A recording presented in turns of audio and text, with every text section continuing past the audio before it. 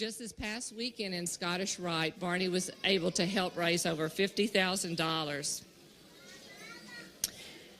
Also, coming up this March, we'll be doing a benefit concert in Radio City Music Hall. It's just been announced. And the money from the proceeds of this concert series will go toward 3 New York charities. In 1994, Barney essentially took the year to take himself higher than ever before, not only having his first TV special in prime time on NBC, but also holding live shows with his friends in the Big Apple. Barney Live is a live production that took place at Radio City Music Hall in New York City. Barney Live would be the second time the character would take to a live setting on stage released on home video. The first, of course, being the before-mentioned Barney in Concert from the Barney in the Backyard Gang series. Both videos are unique yet similar to each other in various ways. However, Barney Live in New York City has a certain charm that could not be replicated. Why don't we set the stage and take a closer look?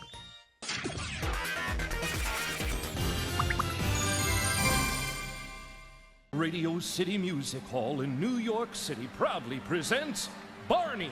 The show begins with the narrator reminding the audience that Barney's arrival could not be possible without the help of their individual imaginations. With this in mind, a brief moment is held, allowing the attendees to rethink the idea that Barney would just show up. For Barney to come and play, you've got to use your imagination. Once this is over, a roar across the audience would erupt as he bursts through the curtains in one of the most heartwarming intros you can imagine.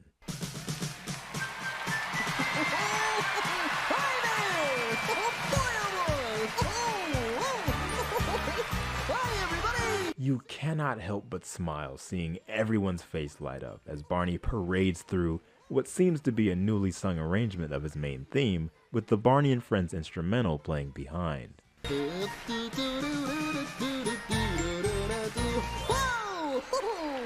Hi, everybody! After playing around and getting the energy of the room flowing, Barney then proceeds to introduce the cast of the show. One thing I appreciate greatly about Barney Live, which was also the case with Barney in Concert, was just the fact that this was not a tour, meaning that the main cast of the shows you'd see on TV would appear in these live performances. Derek, Kathy, Min, Tasha, Sean, and Julie, all from Barney and Friends at the time, would serve as the main cast for this outing.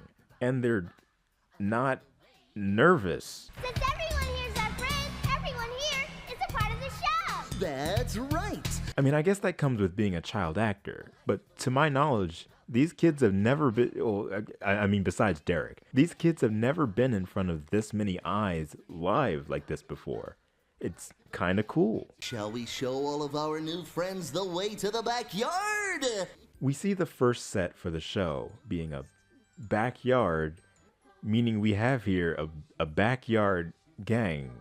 Hey, hold up. Not only is it not a park or anything, it's a backyard with a shed named the clubhouse. Michael, out in that garage, your clubhouse, there's that box. It's full of old clothes. I mean, there's all kinds of stuff out there. I think there's even some old Halloween costumes. Yeah! Now, I don't know whose idea it was, if it was intentional or not, but y'all big brain for that one, and I appreciate it. It's Baby Bop. Baby Bop appears and sings a song about her blankie. And I brought my blankie.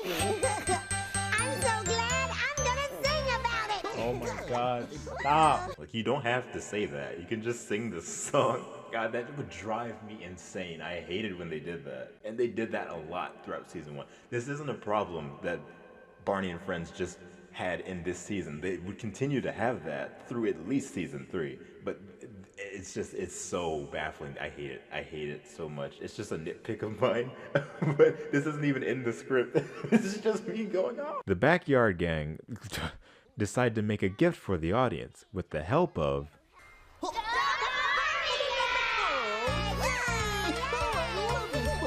quick thing, I just want to show some love to Jeff Ayers here. His costume work as Baby Bop is so nice and wholesome, and always has been. But even here, with the little foot tap as they wait for the gang to return with the Barney bag, is really nice. I don't know, man. It's just the little stuff that get me.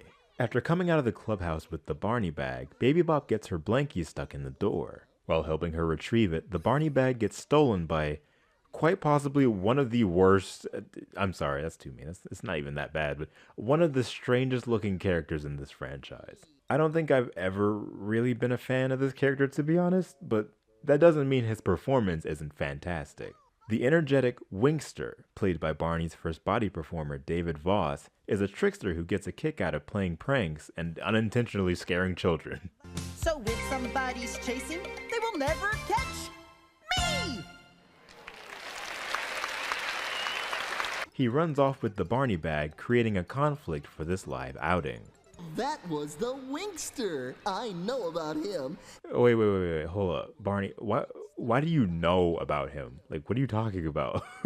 Where do you know him from? Now, there are a few weird hiccups or just disjointed points throughout the show where they wanted to start a song and get people off their feet, but it didn't really fit within what was actually happening, yet they just did it anyways. Like when they were wondering how they'd get the Barney bag back, and then Kathy was just like, okay, how about we all sing a song, dude? And Barney is just like, oh, that sounds like a great idea. Now here's a song that you can help us with. Just listen to what we sing and do what we do. All of you kids will be a big help. She'll be coming round the mountain when she comes. Toot, toot. Y'all literally just got your bag janked by a bootleg Ronald McDonald. If y'all don't quit playing and get your stuff back.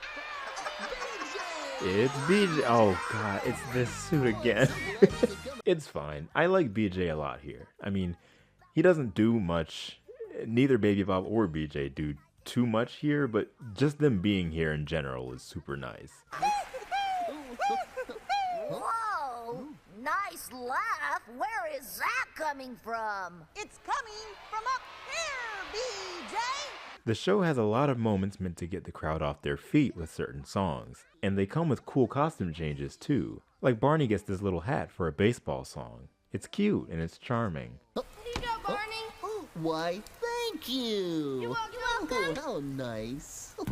There's a rain segment to cool things over, and David Joyner is in the suit stunting on him with his dancing. I'm genuinely convinced that he went to the writers and was like, please let me do something for the rain part. Let me show my footwork, bro, please. Also, Bob Singleton's music arrangements come to shine during songs like the one that plays during Barney's rain dance.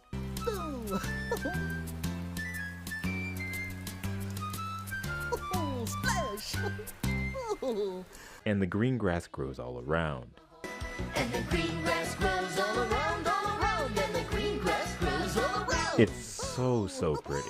Now, with the nature of this being a live stage show, this particular Barney home video is long, and only being broken apart by a single intermission halfway through, in which a card pops on screen just saying, intermission. Now, I have no problems with long-form Barney content whatsoever, especially when it's specifically written to be that way. But I've always felt Barney is best in a shorter format. With just how energetic the franchise can be as a whole, it can be a lot thrown at you for such a long period of time for something like this. And even with the cooldown periods, it at times can still feel a tad exhausting. Remember when I said there'd be times where things just sort of happen for no real reason at all? That's exactly how they lead into the intermission, with a marching band barging into what's supposed to be a children's backyard for no reason other than to introduce a song that doesn't really mean anything and to give the show a bit of a break. It's fine. It's just very strange when you've been paying attention to like everything the show's been throwing out this far. But again, it's fun, it's energetic, it's loud, and it's meant to just sort of ease you over before the intermission. And at the very least, for that I appreciate it a lot.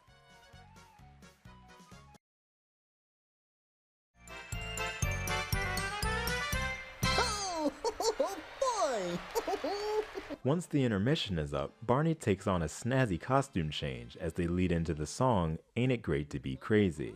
Sat on a curbstone covered with ice. The horse he slipped and fell on the flea. Whoop, said the flea, there's a horse on me. I have a massive bias when it comes to this song. Something about it is just so hype. Wait, no, hype isn't the right word. It's just, I don't know, man. I just like the song. Leave me alone. It's crazy. Ain't it great to be crazy?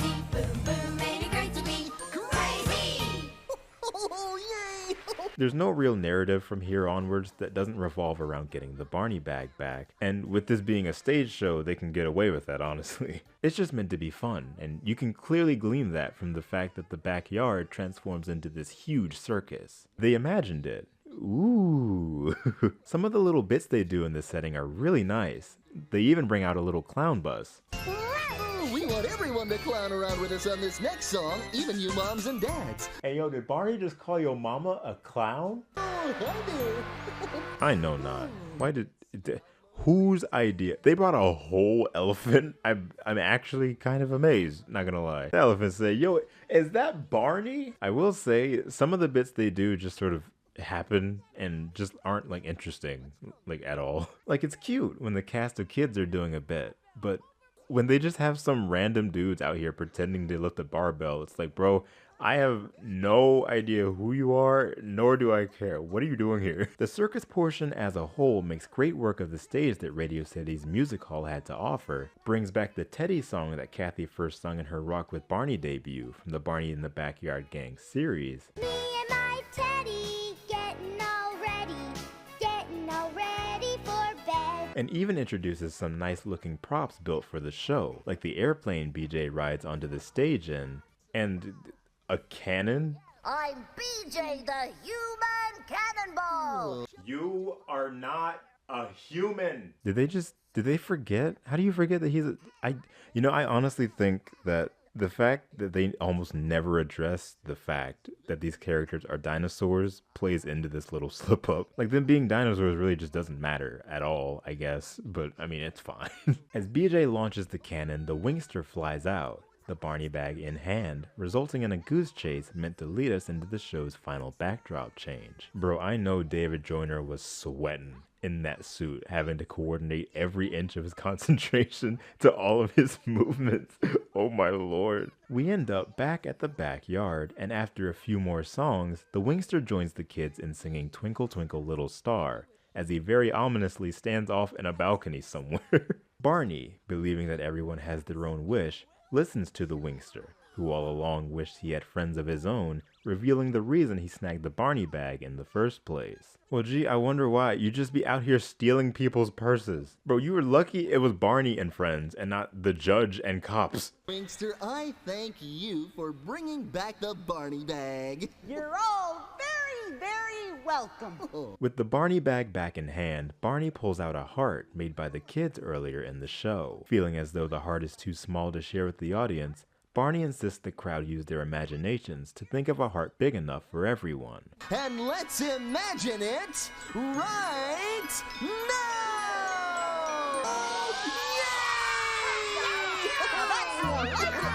Here's a perfect ending to this production. I've mentioned multiple times about how the 1994 I Love You lawsuit prevented the brand from using the song until it was fully resolved, and they did an amazing job at making sure the show ended strong without being able to use it. There isn't another in the whole wide world who can do the things you do, 'cause you are... Taking the place of I Love You is Everyone is Special, a song not only very important and held dear to the franchise, but also the same song that opened the show back in Barney in Concert from the Backyard Gang series. Just as Imagination Island would prove with its repurposing of an old song towards the end, it gives this tape its own identity. It shows you can truly do wonders by just simply omitting an integral song, but by putting another in its place. Again, I'm biased, but there's something very special about ending a live show by telling the kids and just everyone there that they're special. And I feel like there's no better being to have done this than Barney. And before we go, there's one very important thing that I want you to remember. I love you. There it is. Everything about how this rides out is crazy wholesome. And with that, we turn the page. Barney Live performed from March 5th through March 13th in 1994 and is often hailed a classic among fans, and for good reason. It's an enjoyable watch and meant a lot for a bunch of people. It would be released on home video the same year as part of the Classic Collection series of videos, being the final live show with fully live dialogue, and the second live show to be released on tape. Barney Live in New York City is not one to be forgotten, but one to be remembered for its importance to the franchise, the sheer effort put into making sure it went on with little to no issues at all, and for how special it truly is. Gogeta Super, Amanda, Austin, Brandon, Chaco, Daniel, Emilia, Grace, Helen, Ian, Julia, Luke, Matthew, Quirky Girl.